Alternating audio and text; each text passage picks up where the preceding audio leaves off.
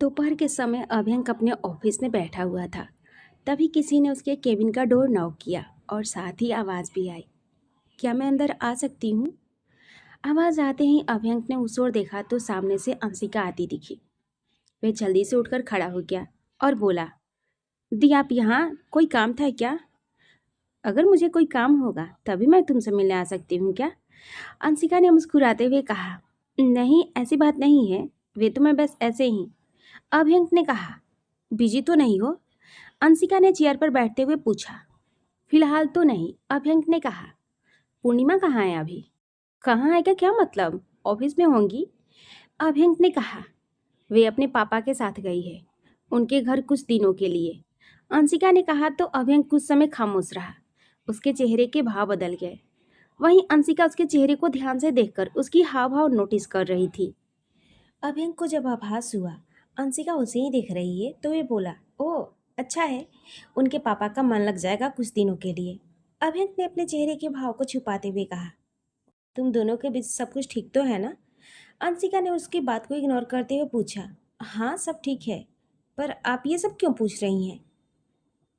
पूर्णिमा, मुझे आज कुछ ठीक नहीं लगी, बहुत ही उदास दिखी हुई मुझे। ऊपर से तुम भी आज ठीक नहीं लगे, बिना नाश्ता किए ऑफिस आ गए।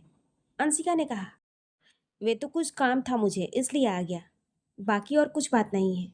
पक्का ना? झूठ तो नहीं बोल रहे हो ना? अंशिका ने उसे शक की नज़रों से देखते हुए कहा, नहीं दी, ऐसी कोई परेशानी वाली बात नहीं है। अभयंक ने कहा, ना हो तो अच्छा है, और अगर कोई बात हुई है तुम दोनों के बीच तो उसे खत्म करो। नाराज है वे अगर तो मनाओ, तुम नाराज हो तो मान जाओ। मान जाना और माफ़ कर देना ही रिश्ते की खूबसूरती है। अंशिका ने कहा तो अभयंक बस गर्दन हिलाकर रह गया। पूर्णिमा, मुझे आज कुछ ठीक नहीं लगी, बहुत ही उदास थी, आंखें भी सूजी हुई थी। ऐसा लग रहा था जैसे रो रो कर आंखें सुजा ली हो अपनी। अंशिका ने कहा तो अभयंक उसे देखने लगा। उन्होंने कुछ कहा क्या आपसे? नहीं, बस जब पूर्णिमा यूएस से गई थी मुझे तुम ठीक नहीं लग रहे थे, और अब जब वे वापस आई है तो वे भी ठीक नहीं है और तुम भी ठीक नहीं लग रहे हो। ऐसा कुछ नहीं है दी, वे ऑफिशियली वर्कलोड कुछ ज़्यादा ही है अभी, इसलिए बाकी सब ठीक है। मैं भी यही चाहती हूँ कि सब ठीक ही रहे। इतने समय बाद मेरे भाई के जीवन में खुशियाँ आई है तो वे बनी रहे, और तुम दोनों हमेशा खुश रहो, मैं यही चाहूँगी। सब ठीक है दी, डोंट वरी। ठीक है फिर चलती हूँ, अंशिका ने मुस्कुराकर कहा, फिर वहाँ से चली गई। वहीं अभयंक जाती हुई अंशिका को देखता रहा। उधर पंकज जी और पूर्णिमा घर के अंदर आए तो पूर्णिमा सोफे पर बैठी और फिर किसी सोच में गुम थी। क्या हुआ बेटा, सब ठीक तो है? सुबह से ही कहीं खोई खोई सी दिख रही हो। पंकज जी उसके पास बैठकर प्यार से उसके सिर पर हाथ फेरते हुए बोले, हाँ पापा सब ठीक है, बस भाग दौड़ में थोड़ी सी थक गई हूँ। सच ना? यही बात है ना, या कुछ और? पंकज जी ने अपनी नज़रें उसके चेहरे पर टिकाते हुए कहा, हाँ पापा बिल्कुल सच। पूर्णिमा ने पंकज जी का हाथ अपने सिर से हटाकर अपने दोनों हाथों में थामते हुए कहा। पंकज जी ने अपना दूसरा हाथ पूर्णिमा के हाथ के ऊपर रखते हुए कहा, मैं जानता हूँ कि एक पिता और एक बेटी के बीच कुछ मर्यादाएं होती हैं। मैंने भले ही तुम्हें पिता के साथ साथ माँ का भी प्यार देने की भरपूर कोशिश की, पर एक समय आता है जब माँ की ज़रूरत महसूस होती है, और तब वे जगह कोई नहीं ले सकता, एक पिता भी नहीं। पंकज जी ने इतना कहा तो पूर्णिमा ने अपना सिर उनके सीने से टिका दिया। जब तकलीफ बर्दाश्त से बाहर हो जाए और माँ की गोद की याद आए तो अपने पिता के कंधे को ही वह गोद समझ लेना, भले ही वह प्रेम वे ममत्व ना मिले इस कंधे पर, लेकिन परेशानी थोड़ी कम जरूर हो जाएगी। कभी भी खुद को अकेला मत समझना, मैं हमेशा तुम्हारे साथ हूँ, और मैं ये भी जानता हूँ कि मेरी बेटी बहुत ही स्ट्रांग है। अगर कोई विपत्ति परिस्थिति होगी भी तो वे उसे हिम्मत से संभालेगी। पूर्णिमा ने कुछ नहीं कहा, बस अपनी आंखें बंद किए अपने पिता के सीने से सिर टिकाए उनकी बातें सुनती रही। अब उठो, ऑफिस नहीं जाना है क्या? कुछ देर बाद पंकज जी ने कहा, नहीं मुझे नहीं जाना आज ऑफिस, आज बस आराम करना चाहती हूँ। ठीक है मत जाना, पर जाओ कमरे में जाकर अच्छे से आराम करो, मुझे भी कुछ काम है। पंकज जी ने कहा तो पूर्णिमा उनके सीने से अपना सिर हटाकर थोड़ी अलग हुई तो पंकज जी की नज़रें उसकी बाजू पर पड़ी जहां लाल निशान उभरे पड़े थे। पंकज जी ने पूर्णिमा की ओर देखा और पूछा, कोई बात है बेटा जो तुम छुपा रही हो? ये पूछते समय पंकज जी की नज़र वहां पर थी जिसे पूर्णिमा ने भी देख लिया। उसने जल्दी से अपने बाजू पर अपना दुपट्टा गिरा दिया, फिर अपनी नज़र नीचे करते हुए बोली, ऐसी कोई बात नहीं है पापा, मैं ठीक हूँ। बस कुछ समय अकेला रहना चाहती हूँ, और कोई बात नहीं। अगर कोई बात होगी भी तो आपको ज़रूर बताऊंगी। तुमसे यही उम्मीद करूंगा कि तुम मुझसे कुछ छुपाओगी नहीं। पंकज जी ने उठते हुए कहा और पूर्णिमा के सिर पर हाथ रखकर वहां से अपने कमरे में चले गए। अपने कमरे में आने के बाद उन्होंने किसी को कॉल किया और कहा, मुझे मिलना है अभी। फिर दूसरी ओर से कुछ कहा गया, वे सब मैं नहीं जानता, 1 बजे सोसाइटी गार्डन में मिलो। इतना कहते हुए पंकज जी के चेहरे पर कठोरता थी। पंकज जी ने कॉल कट किया और अपनी दवाइयाँ खाकर बिस्तर पर लेट गए। इधर अभ्यंक बेचैन सा अपने केबिन में चक्कर लगाया जा रहा था। बार बार उसकी आंखों के सामने पूर्णिमा का रोता हुआ चेहरा आ रहा था, तो कभी उसका ऑइंटमेंट लगा बाजू, नींद में भी दर्द से भरी उसकी आंखें। ये सब याद आते ही उसकी बेचैनी और बढ़ जाती है। उसका चक्कर लगाना जारी था। केबिन में रोहन का आना हुआ। उसने अभ्यंक को परेशान होते देखा तो पूछा, क्या हुआ सर, आप ठीक तो हैं? मुझे क्या होना है? अभ्यंक ने बिना उसकी ओर देखे जवाब दिया। रोहन फिर चुप रहा। उसे समझ आ गया कि इस समय अभ्यंक का मूड बहुत ही खराब है, तो उससे कुछ भी पूछना ठीक नहीं है। इसलिए उसने आगे इस बारे में कुछ नहीं पूछा और वापस काम की बात पर आते हुए बोला, सर मीटिंग का टाइम हो चुका है, सब आपका वेट कर रहे हैं। अभ्यंक ने कुछ नहीं कहा, बस चुपचाप अपने केबिन से बाहर निकल गया। रोहन भी उसके पीछे आ गया। आधार के ऑफिस में, ओए होए क्या बात है, आजकल बड़ी शांति है। प्रीति ने कशिश को छेड़ते हुए कहा, ये ऑफिस है, शांति तो होगी ही। कशिश समझ रही थी कि प्रीति किस बारे में बात कर रही है, पर उसने जानबूझकर ऐसा जवाब दिया और अपना काम करने लगी। जानकर अनजान बनने की जरूरत नहीं है, समझी? तुझे अच्छे से पता है कि मैं तेरे और आधार सर की बात कर रही हूँ। प्रीति भी कहाँ कम पड़ने वाली थी। इस बार कशिश ने कोई जवाब नहीं दिया, बस मुस्कुराकर रह गई। सच्ची बता, क्या सीन चल रहा है तुम दोनों के बीच? प्रीति ने उसके पास आते हुए एक्साइटमेंट होकर कहा। कोई सीन नहीं चल रहा है, कशिश ने सिंपल सा जवाब दिया। देख, मुझसे झूठ बोलने की जरूरत नहीं है। मैंने देखा था तुझे, तू 2 दिन से आधार सर के साथ ही जाती है, और आज तो ऑफिस आई भी उनके साथ ही। तो गई और आई, उससे क्या हुआ? कशिश ने कहा, सब कुछ तो उससे ही होता है। तुझे शायद ध्यान नहीं होगा, पर पूरे ऑफिस में आजकल सिर्फ तुम दोनों की ही बातें हो रही है। लोग गॉसिप कर रहे हैं। इस समय तुम दोनों सबसे हॉट टॉपिक हो इस ऑफिस में। प्रीति ने जैसे ही ये कहा, कशिश के हाथ रुक गए। फिर उसने खुद को नॉर्मल करते हुए प्रीति से कहा, ज़्यादा दिमाग लगाने की ज़रूरत नहीं है, काम पर ध्यान दो अपने। चलो, ये कुछ नए डिजाइन बनाए हैं, इसे आगे भेजते हैं। इतना कहकर वह अपने काम में लग गई, पर प्रीति की बातें अभी उसके दिमाग में ही चल रही थी। इधर पूर्णिमा का हाल भी कुछ वैसा ही था। उसके मन में क्या चल रहा था, वे क्या सोच रही थी, पता नहीं, पर यह तो तय था कि वह कहीं उलझी पड़ी है और वह उससे निकलने का रास्ता ढूंढ रही है, पर वे मिल नहीं पा रहा है। यह सब सोचते सोचते उसके सिर में दर्द हो गया। उसने बाम लगाने का सोचा तो उसकी आंखों के सामने उसने अभ्यंक को जो बाम लगाया था वे याद आ गया। फिर अपने ख्यालों को झटकते हुए उसने अपने माथे पर बाम लगाया और अपने कमरे की लाइट बंद करके अपना फ़ोन लेकर बिस्तर पर लेट गई। उस दिन अक्ष ने जो फोटो लिया था उन दोनों का, उसने उसे निकाला और देखने लगी। खुद की अभ्यंक के साथ ये फोटो देखकर उसके चेहरे पर स्माइल आ गई। गहरी नींद में सोया अभ्यंक और उसके माथे पर बिखरे बाल पूर्णिमा को वे किसी बच्चे की तरह क्यूट लग रहा था। उसने उसकी फोटो को जूम किया और देखने लगी। देखते ही देखते उसकी आंख कब लग गई और फोन उसके हाथ से छूटकर बिस्तर पर एक और गिर गया। दोपहर के 1 बजे पंकजी सोसाइटी गार्डन के बाहर खड़े किसी का इंतजार कर रहे थे। बार बार वह अपनी घड़ी देख रहे थे। चेहरे पर चिंता की लकीरें थी। कुछ ही देर में उनका इंतजार पूरा हुआ और उसी सोसाइटी गार्डन के बाहर एक कार आकर रुकी। पंकज जी की नज़र उस ओर गई। कार का दरवाजा खुला और उसमें से कोई बाहर आया। बाहर आते ही उसके कदम पंकज जी की ओर बढ़ गए। पंकज जी के पास आते ही वह आदमी झुका और उनके पैर छू लिए। जीते रहिए दामाद जी। पंकज जी ने उसे आशीर्वाद दिया। फिर उस आदमी का चेहरा देखा। वे कोई और नहीं, अभ्यंक था। कहिए, क्यों बुलाया है आपने मुझे? बताता हूँ, पहले चलकर कहीं बैठते हैं। इतना कहकर पंकज जी अभ्यंक को लेकर गार्डन के अंदर आ गए और एक बड़े से पीपल के पेड़ के नीचे उसकी छांव में लगे बेंच पर दोनों आकर बैठ गए। मैंने आप पर विश्वास करके पूर्णिमा का हाथ आपको सौंपा था, इसलिए क्योंकि जब आपने मुझसे कहा कि आप उसे पसंद करते हैं और उसे शादी करना चाहते हैं, तो मुझे एक विश्वास दिखा था आपकी आंखों में। तो अब क्या हुआ? खत्म हो गया वे विश्वास? अभ्यंक दूसरी ओर देख रहा था और वे शांत था, जैसे उसे पता हो कि पंकज जी क्या बात करने वाले हैं। आज उसकी बाजू पर जख्म देखे मैंने, पंकज जी ने कहा और अपनी नजरें उसके चेहरे पर टिका दी। वहीं अभ्यंक सिर झुकाए बैठा रहा, पर कहा कुछ नहीं। आपका इस तरह चुप रहना और सिर झुकाए रहना मेरे शक को यकीन में बदलने को मजबूर कर रहे हैं। पंकज जी ने उसे चुप देखकर कहा।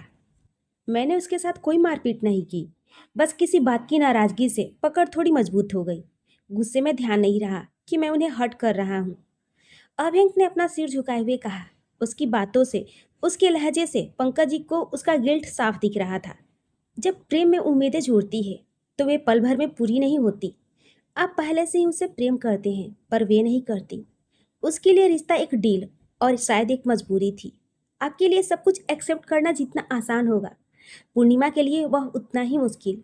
आपको समय देना चाहिए और रिश्ते को मजबूत बनाने की कोशिश करनी चाहिए, ना कि गुस्से और नाराजगी में सब बर्बाद कर लेना चाहिए। आप जब मेरे पास आए थे तो मैंने आपको सब कुछ बताया था, याद है ना? शादी से पहले जिस दिन पूर्णिमा ने अभ्यंक को ये अक्ष के बारे में सब बताया था, तब उस दिन पंकज जी वहीं थे। वह ऐसे ही अक्ष के स्कूल आ गए थे, पर वहां पहुंचकर जब अभ्यंक और पूर्णिमा की बातें सुनी तो वह हैरान रह गए। उस दिन घर आने के बाद वह इस इंतजार में थे कि पूर्णिमा उन्हें सब कुछ बताएगी, पर पूर्णिमा ने उन्हें कुछ भी नहीं बताया। तब उन्होंने अभ्यंक के बारे में सबसे पहले सब कुछ पता लगवाया। फिर अगली सुबह वह अभ्यंक के ऑफिस पहुंचे। उन्हें अंदर नहीं जाने दिया गया क्योंकि उनके पास अपॉइंटमेंट नहीं था, पर कहते हैं ना, किस्मत नाम की भी कोई चीज होती है। वह वहां से जाने को हुए कि उन्हें अभ्यंक बाहर आता दिखा।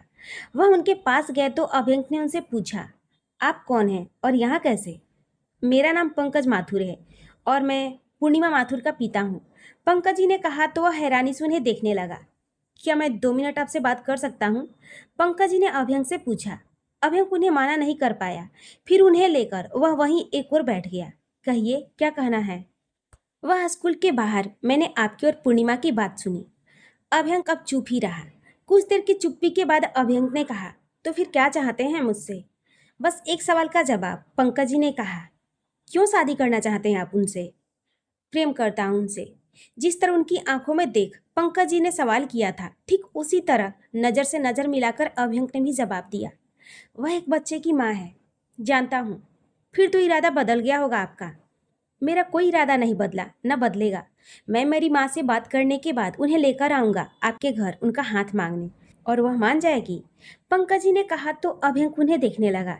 कुछ देर की चुप्पी के बाद पंकज जी ने कहा, अक्ष उसका नहीं बल्कि उसकी बड़ी बहन का बेटा है। पंकज जी ने कहा तो अभ्यंक हैरानी से उसे देखने लगा।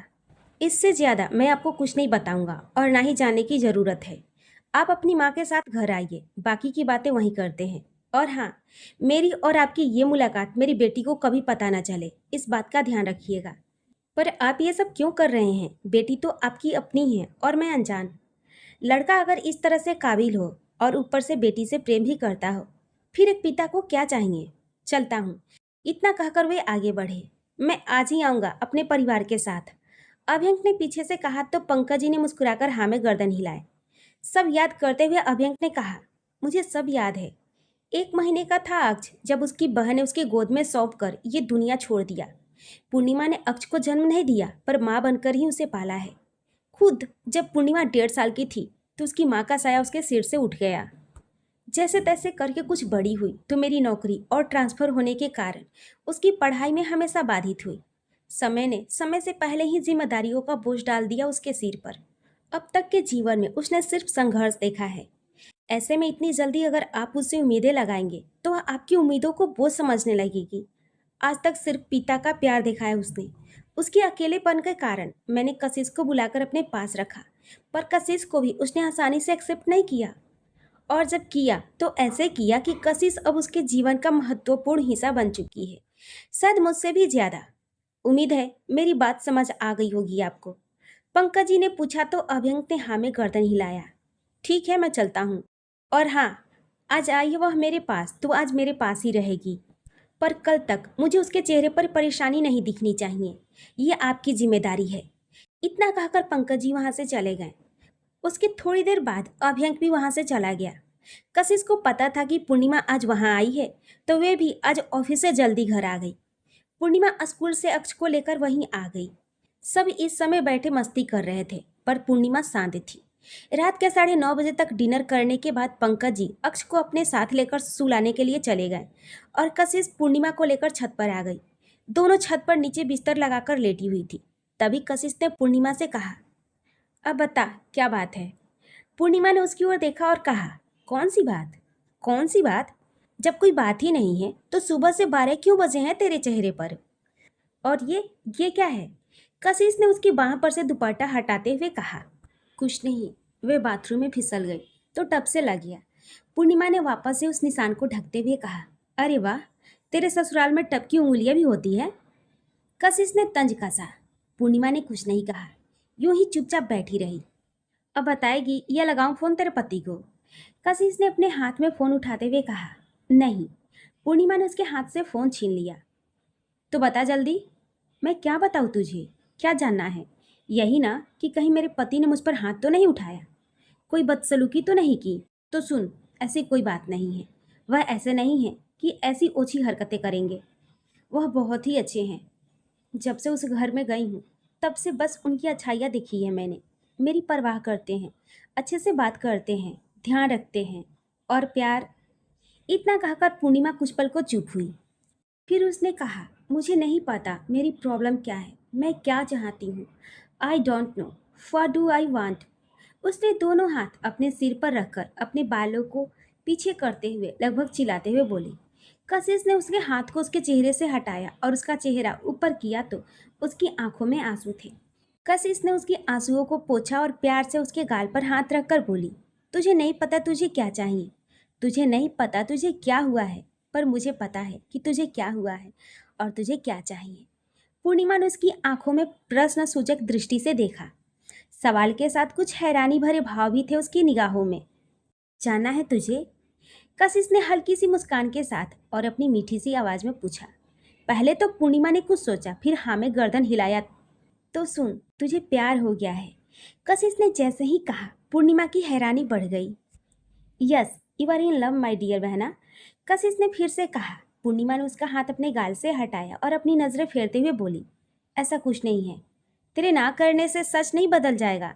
और सच यही है कि तुझे प्यार हो गया है और तुझे इस प्यार में करार चाहिए, सुकून चाहिए, जो तुझे सिर्फ और सिर्फ तेरा प्यार दे सकता है। वह इंसान दे सकता है जिसे तुझे इश्क है। तू मान ले, तुझे तेरे ही पति से इश्क हो गया है। उसके इश्क में पूरी तरह डूब चुकी है तू। कशिश ने कहा तो पूर्णिमा उठकर जाने लगी। अरे, कहाँ चल रही है तू? उसने जाती हुई पूर्णिमा को पीछे से टोका। नीचे जा रही हूँ। अरे, पर क्यों? क्योंकि तेरी फालतू बकवास नहीं सुननी मुझे। अच्छा बेटा, तुझे मेरी बात बकवास लग रही है, पर एक दिन आएगा जब तू मुझे थैंक यू बोलेगी। सपने में, पूर्णिमा ने कहा और आगे बढ़ गई। कशिश उसके पीछे दौड़ पड़ी। तुझे सच में मेरी बात पर विश्वास नहीं? 0.1% भी नहीं? अच्छा, तो तू मेरे कुछ सवालों का जवाब दे दे, फिर इश्क का इश्क और बीमारी का बीमारी हो जाएगा। है, मेरा मतलब है दूध का दूध और पानी का पानी हो जाएगा। ये बता, जब तेरे पति देव तेरे पास होते हैं तो कैसा लगता है तुझे? ये कैसा सवाल है? पूर्णिमा ने मुंह बनाते हुए कहा। जैसा सवाल होता है वैसा तू बता ना। क्या बताऊं, मुझे क्या पता। हे भगवान, आपने भी किस ढक्कन को प्यार में पड़ा दिया। कशिश ने ऊपर देखते हुए अपना सिर पीटकर कहा। उसकी इस बात पर पूर्णिमा ने उसे घूरा। अच्छा, मैं तुझे ऑप्शन देती हूँ, उसमें से बता। ऑप्शन ए, तुझे अच्छा लगता है। ऑप्शन बी, तुझे बहुत अच्छा लगता है। ऑप्शन सी, तुझे बुरा लगता है। ऑप्शन डी, तुझे बहुत बुरा लगता है। अब कोई एक बता। कशिश ने कहा तो पूर्णिमा सोचने लगी। फिर कशिश ने अपने दोनों आईब्रो को उठाते हुए इशारे से पूछा तो पूर्णिमा ने अपनी नजरें इधर उधर करते हुए कहा, बी। ओहो, देखो तो भोली भाली लड़की को, कशिश ने उसे चिढ़ाते हुए कहा। वह जब तेरे सामने नहीं होते तो तुझे उन्हें देखने का मन होता है। पूर्णिमा ने हाँ में अपना सिर हिलाया। वह जब तक दूर रहते हैं तुझे बेचैनी होती है। इस बार भी पूर्णिमा ने हाँ में सिर हिलाया।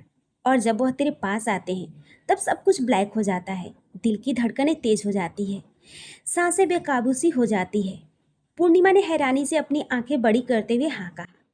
वह जब तुझे इग्नोर करते हैं, तुझे लगता है कि तेरी परवाह नहीं कर रहे हैं, तो तुझे रोना आता है। हाँ, इस बार भी उसने हाँ कहा। फिर तो तुझे 100% प्यार हो गया है। अब तो कहीं से भी ना की गुंजाइश ही नहीं बची। पूर्णिमा वहां से जाने लगी। कशिश ने पूछा, क्या हुआ? मुझे नींद आ रही है, मैं सोने जा रही हूँ। ठीक है जा, पर नींद तो आने से रही। नींद तो अब मेरे जीजा जी के बाहों में ही आएगी। कशिश ने हंसते हुए कहा तो पूर्णिमा जल्दी से वहां से नीचे चली गई।